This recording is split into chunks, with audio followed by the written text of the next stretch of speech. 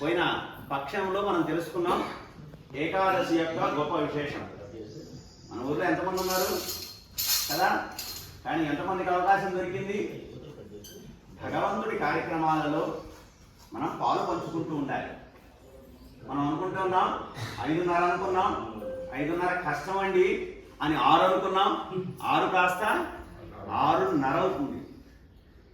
ఒక ఏ కార్యక్రమంలో అయినా సమయ పాలనను భగవంతుడి రూపంలో చెప్తారు.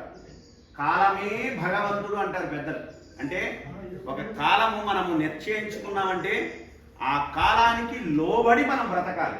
అప్పుడే మనకు భగవంతుడి ఆశీస్సులు, భగవంతుడి కృపా వాత్సల్యం మన మీద ఉంటుంది. అలా మనం 6 అనుకున్నప్పుడు అది కాస్త 6:30, ఈ వారం 6:30 చేసుకున్నాం.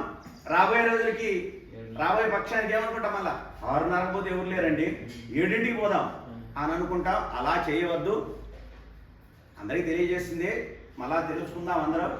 6 అంటే ఒకరు వచ్చినా ఇద్దరు వచ్చినా 6ంటికి కార్యక్రమం మొదలు పెట్టాలి.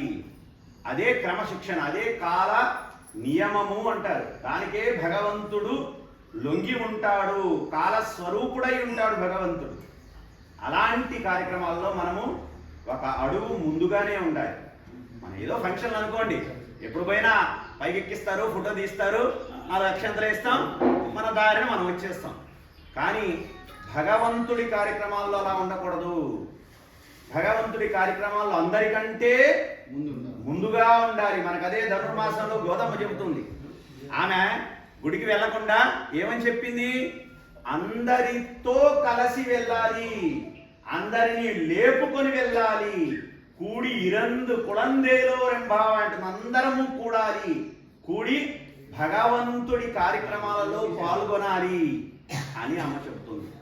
అలా ఈ ఏకాదశి పర్వదినం ఎంతో శ్రేష్టమైనది. పోయిన పక్షంలో తెలుసుకున్నాం. మనము ఎప్పుడు దేహమే దేవాలయం అంటారు పెద్దలు. ఎందుకన్నారు దేహాన్ని దేవాలయం అని? లోపల పరమాత్మ అంతర్యామిగా వేయించేసి ఉంటాడు. భగవంతుడు 5 రూపాల్లో ఉంటారని చెప్తున్నారు పెద్దలు, శాస్త్రం. పర వ్యూహ విభవ అంతర్యామి అర్చామూర్తిగా ఉంటాడు. పైన ఉన్న 4 రూపాలు మనం చూడలేం, కేవలం అర్చామూర్తిగా మాత్రమే మనం చూడగలం. పైన ఉన్న 4 రూపాల్లో ఉంటాడు, కానీ అక్కడ మనం చూసేంత జ్ఞానము లేదు, అంత శక్తి యుక్తులు కూడా మనకు లేవు. అందువల్ల 4వ రూపమైనటువంటి వైశ్యానరుడిగా భగవంతుడు వేయించేసి ఉంటాడు. ప్రతి వారి హృదయ మందిరాలను దేవాలయాలుగా ఏర్పాటు చేసుకొని ఉంటాడు. ఈ దేహాన్ని సక్రమంగా ఉపయోగించుకుంటే అది దేవాలయం అవుతుంది. సక్రమంగా ఉపయోగించుకోకపోతే మనకున్నాయి కదా 1 star, 2 star, 3 star, 5 star, 7 star hospitals. అక్కడికి వెళ్ళి ఈ దేవాలయం అనేటువంటి దేహాన్ని ఇబ్బందులు చేసుకుంటూ ఉన్నాం. రోజు చాక్లెట్లా రోజు మింగాలి, 10, 15, 20, 30 ఇలా మింగుతూ ఉండాలి. ఇలా మింగకుండా ఉండే కార్యక్రమమే ఈ ఏకాదశి వ్రతము. పెద్దలు, మునులు, ఋషులు దీనిని ఆచరించి మనందరికీ ఆదర్శంగా ఇచ్చారు. ప్రతి పక్షానికి మనము ఈ దేహానికి పస్తు పెట్టాలి. ఉపవాసము, దానిని హరివాసము అంటారు. అంటే హరికి దగ్గరగా చేసేటువంటి రోజు. అంటే కేవలం ఏదో గుళ్ళో చెప్పేశారండి ఈరోజు ఏం తినకూడదట, ఆకలితో ఉండాలట. ఆరోగ్యము సహకరించిన వారు ఏం చేయాలో తెలుసా? పాలు, పండ్లు, ఇంకా ఉండలేవండి అవి తీసుకొని కంటే ఏదో ఉప్మా లాంటివి తీసుకోవచ్చు అని పెద్దలు చెప్తూ ఉంటారు. అంతే తప్ప అన్నము ఈ రోజుల్లో ఎట్టి పరిస్థితిలో తీసుకోకూడదు. రోజు తింటూనే ఉన్నాం. ప్రతి 15 రోజులకు ఒకసారి అన్నం తీసుకోకుండా ఉంటే మనకందరూ డాక్టర్లు చెబుతున్నారు, అన్నం మానేండయా, అన్నం మానేండయా, ఎన్నో రోగాలు వస్తున్నాయా, బియ్యం మానేయండయా అంటున్నారు. ఇప్పుడే కొంతమంది మార్పులు వస్తున్నాయి, చిరుధాన్యాలని అవని ఇవని జావాలని అవి తాగుతున్నాం. కానీ మన పూర్వులు ఋషులు అందరూ కూడా ఈ ఏకాదశిని హరివాసముగా, హరికి నచ్చేటువంటి వ్యక్తిగా మనం తయారు కావాలి. అంటే కేవలం ఏదో ఉపవాసం ఉన్నామండి, అయ్యో వాళ్ళు ఉండమన్నారు కాబట్టి ఉంటున్నాం, ఇది వారి కోసమే అన్నట్లుగా ఉండకూడదు. మరలా మనకు మనకు చెప్తుంటారు కదా, ఇప్పుడు వేసవికాలం సెలవులు నడుస్తున్నాయి పిల్లలకి, అవునా? ఈ పిల్లల్లో ఈ వేసవికాలం అంతా ఎలా ఉంటారు?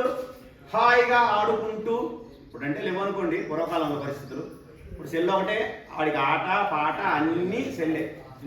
కానీ పూర్వకాలంలో మనందరికీ వేసవికాలం సెలవులు వస్తే ఎంతో హాయిగా అమ్మమ్మ ఇళ్ళకి, వాళ్ళ ఇళ్ళకి, ఇలా ఇళ్ళకి తిరిగేవాళ్ళం, ఫ్రెండ్స్ అందరితో ఆటలు ఆడేవాళ్ళం, ఎంతో ఎంజాయ్గా ఉండేవాళ్ళం.